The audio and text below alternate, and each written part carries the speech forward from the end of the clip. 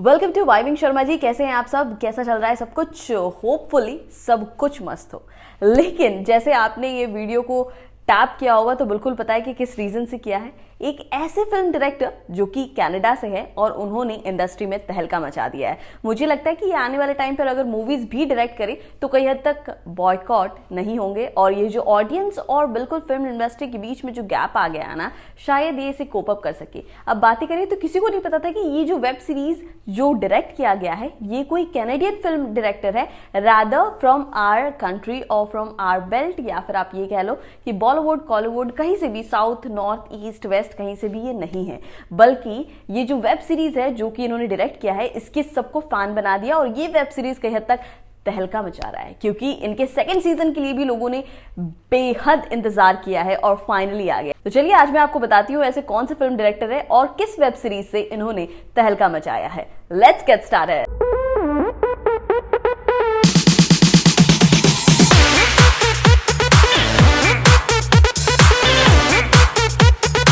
Okay, तो जैसे हम बात कर रहे थे कि ऐसे कौन सी डीसी की बुक है जो कि तहलका मचा चुके हैं कैनेडियन फिल्म डायरेक्टर के साथ मिलके। ये और कोई नहीं, आपका फेवरेट वेब सीरीज जिसका इंतजार हमने बेसब्री से किया है, चाहे वो सीजन 1 हो चाहे सीजन 2।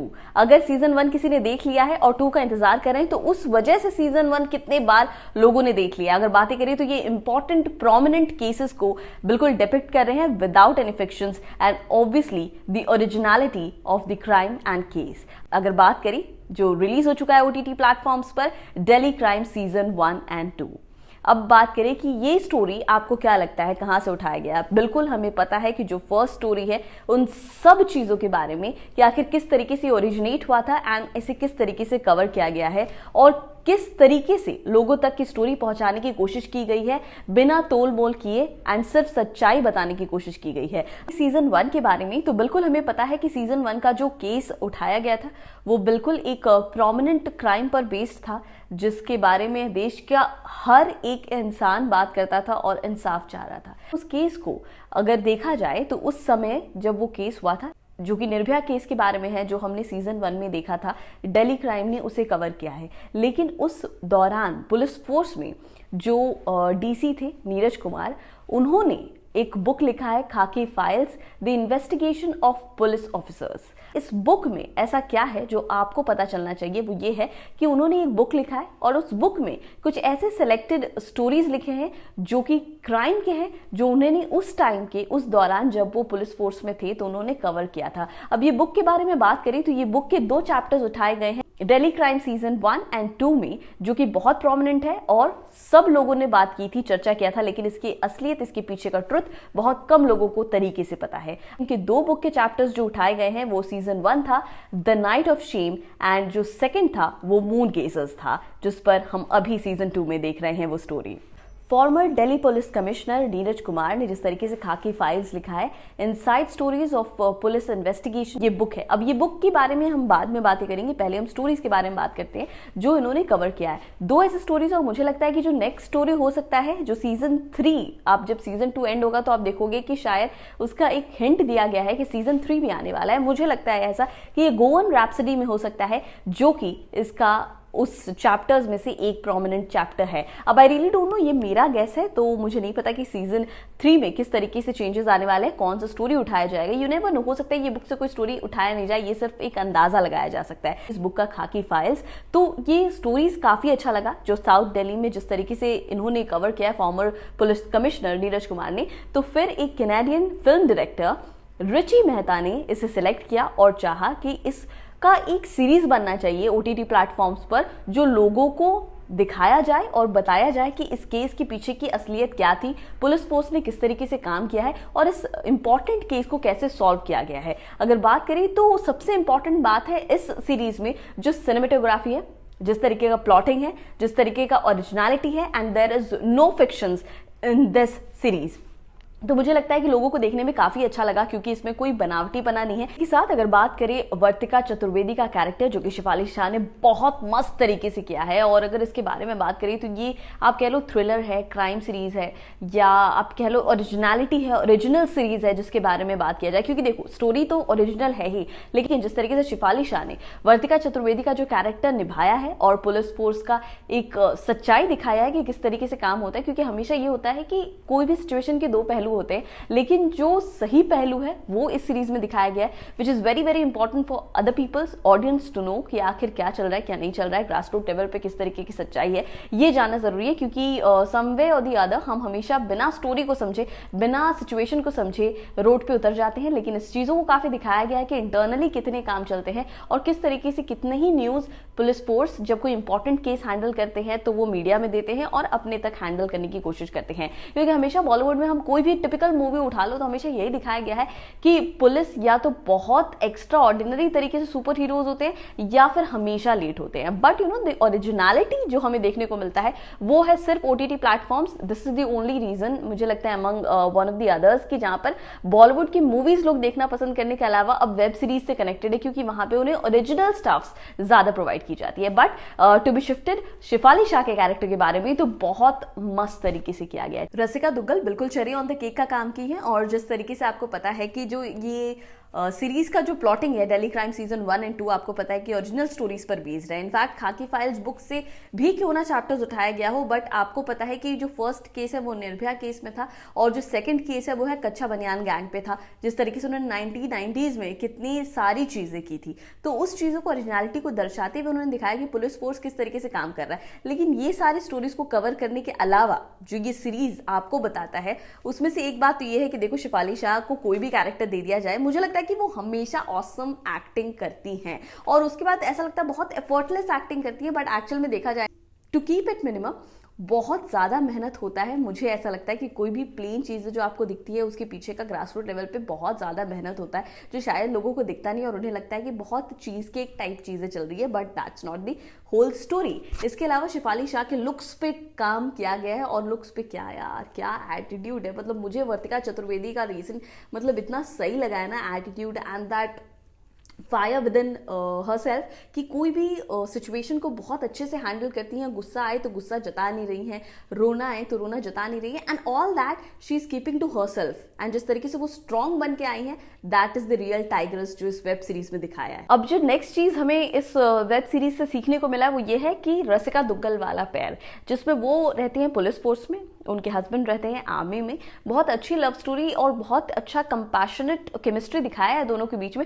लेकिन एक सीख जो मुझे लगता है कहीं ना कहीं वर्तिका चतुर्वेदी के पार्टनर के साथ उनकी जो केमिस्ट्री बॉन्डिंग रही है और रसिका दुग्गल की जो केमिस्ट्री बॉन्डिंग रही है विथ हर पार्टनर, मुझे लगता है कि कहीं हद तक ये दिखाया गया ना कि जब आप बहुत लॉन्ग टर्म में कमिट कर रहे हो सच एज मैरिज, और उसमें आपको अगर चाहिए कि कोई आपका पार्टनर बहुत अंडरस्टैंडिंग हो, तो डेफिनेटली अगर आप कोई ऐसे प्रोफेशन में हो जो आपका ड्रीम है, you are very passionate about it, तो फिर ना आप पार्टनर भी वैसा ही सेलेक्ट करो so that he can you know compensate all the compromises and can help you out in any difficult situations. अब क्या है ना कि रसिका दुग्गल की चीजों में ये दिखाया, और जो मुझे पर्सनली सीख मिला और किसी को भी ये सीख ले लेनी चाहिए कि when you are committing in a long term relationship forever type, infinity type, like marriage, तो आपको क्या करना चाहिए, बिल्कुल choose a partner which is of same profession, so that ना वो जितनी भी हर्डल्स है, जितनी भी ऑड सिचुएशंस है, ही कैन अंडरस्टैंड वेल, और फिर आपके लिए कोई भी अलग तरीके से हासिल क्रिएट नहीं करेगा। अगर बातें करें professional and personal life balance करने के मामले में, तो definitely you should choose a partner जो कि सेम प्रोफेशन में हो, so that you know the understanding level एक दूसरे ही लेवल पे होती है। अब अगर इस स्टोरी के बारे में बात करें तो देखो आपको ये स्टोरी, ये वेब सीरीज जो है दिल्ली क्राइम सीजन 1 एंड 2, आप अगर 1 नहीं देखे हो तो डेफिनेटली आपको देखना चाहिए। अगर आपने 1 देख लिया है तो सीजन 2 के बारे में बात करें तो हमेशा ऐसा होता है कि जब भी सीजन 1 आता है तो दूसरा सीजन होता है ना वो काफी बोरिंग या फिर आप कह लो मोनोटोनस टाइप होता है, बट यहाँ ऐसी सीन नहीं है बॉस, ठीक है। दोनों ही सीजन काफी इंटरेस्टिंग है, बहुत अच्छे तरीके से इसे पैकेज किया गया है सो दैट आपको कहीं ये ना लगे कि कोई भी लूप होल्स है या फिर स्टोरी कोई दूसरे दूसरे तरीके से जा रही है, कहीं दूसरे वे में जा रही है। That's not the whole story. अगर बात करें वो आपको बिल्कुल हर एक एपिसोड में ये लगेगा कि पहला सीजन दूसरे सीजन में जो ऑफिसर्स थे वो कहीं भी डिसकनेक्टिंग नहीं है, they are connecting to a level जहां पर आपको बिल्कुल याद आएगा कि सीजन 1 में भी हाँ ये ऐसी स्टोरी थी और अब सीजन 2 में वो कैरी फॉरवर्ड हो रहा है, बट जो प्लॉटिंग है वो बिल्कुल डिफरेंट है। इसके अलावा बात करें तो आपको कनेक्टिंग के साथ साथ जो चीजें लगेगी इस वेब सीरीज में वो ये है कि जितने भी आपने टाइम इन्वेस्ट किया है टू कंप्लीट दिस सीरीज वो बिल्कुल वेस्टेज नहीं है। अगर वीकेंड के मामले में बात करें या any week days whenever you are ready to invest time in this series, आपको बिल्कुल देखना चाहिए because it's worth it. Shefali Shah ने जिस तरीके से इसमें एक्टिंग स्किल्स दिखाई है बॉस, बिल्कुल आपको ऐसा नहीं लगेगा कि वो कोई भी पुलिस फोर्स से एसोसिएटेड नहीं है। आपको हमेशा ये लगेगा कि वो इस सीजन को जी है। और बात करें एक एक्टर के लाइफ में तो ये सबसे ज्यादा इंपॉर्टेंट होता है।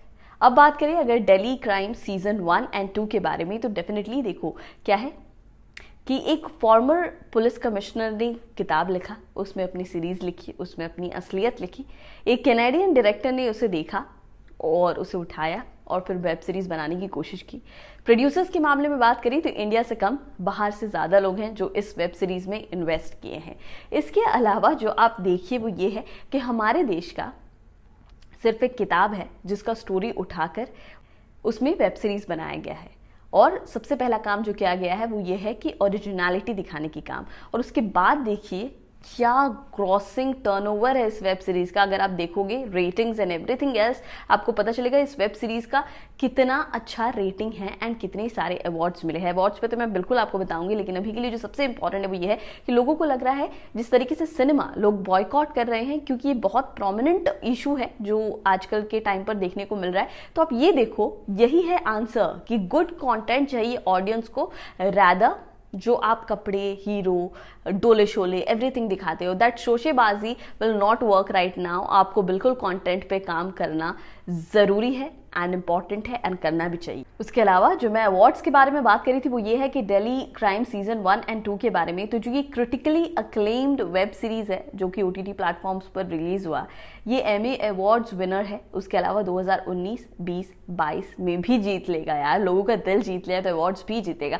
अब देखो जिस तरीके से कैनेडियन फिल्म डायरेक्टर पहले भी जो रिची मेहता है उन्होंने डायरेक्ट किया है मूवीज, बट उन्हें उतने अवार्ड्स नहीं मिले जितने दिल्ली क्राइम सीजन 1 एंड 2 के लिए मिल जाएंगे। 1 के लिए ऑलरेडी मिल चुका है। और जिस तरीके से ये क्रिटिकली अक्लेम्ड है ये वेब सीरीज, बिल्कुल ये दिखाता है, दर्शाता है कि it's all about the research work. इसके अलावा अगर इस वेब सीरीज के बारे में बात करें तो देखो जो सबसे ज्यादा इंपॉर्टेंट है वो ये है कि समझना कि अभी ऑडियंस को क्या चाहिए। So cut the crap, I would like to say in short, definitely you should watch this series. It's very important for you to know everything about this series, जो कि आपके लिए टोटल इन्वेस्टमेंट है and worthwhile है। So जाओ देखो। Shefali Shah is all about watching and enjoying the web series, which is very very important. इसके अलावा क्राइम के बारे में अगर बात करें तो बिल्कुल हमेशा क्राइम जो है वो कोई ना कोई जरिया जरूर छोड़ता है जहां पर पता चले कि आखिर क्यों ओरिजिनेट हुआ है और उसके क्या सॉल्यूशंस है। इट्स ऑल अबाउट, जो मैं आपको एक सजेशन देना चाहती हूँ, क्योंकि जो मुझे इस सीरीज को देखते हुए पता चला कि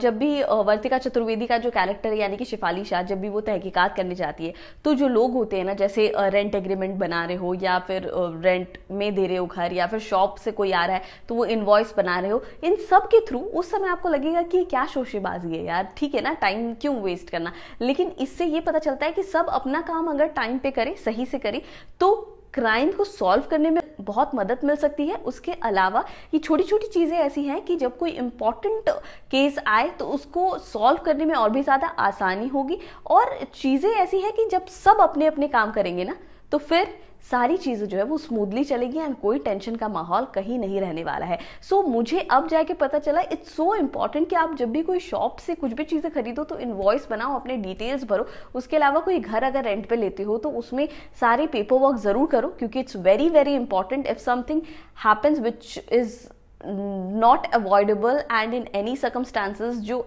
आप एक्सपेक्ट ही ना कर रहे हो और कुछ ऐसे मिसहैपनिंग्स हो गए, तो उसमें काफी मदद मिलेगा इन सारी चीजों का जो उस दौरान आपको पता नहीं चल सकता है। इसके अलावा nothing is strongest than a criminal mind, जिसका हमें सबसे ज्यादा ध्यान देना है। इसीलिए सतर्क रहिए, खास ध्यान अपना दीजिए, अलर्ट रहिए एंड बी सेफ। इसके अलावा watch this series and invest your time in good thing. चलो बाय। और इसी के साथ hopefully you have like this review. If you have any suggestions regarding my video, आप प्लीज़ मुझे कमेंट सेक्शन पर जाके बिल्कुल बताइए आपको कैसा लगता है मेरे वीडियोस, और इसके अलावा कोई भी इम्प्रूवमेंट है, I would love to change anything, बिल्कुल करूंगी। इसके अलावा subscribe my channel vibing Sharma ji, and I will be back with the next video very soon. बोले तो खास ध्यान रखो और सही से रहो। चलो बाय।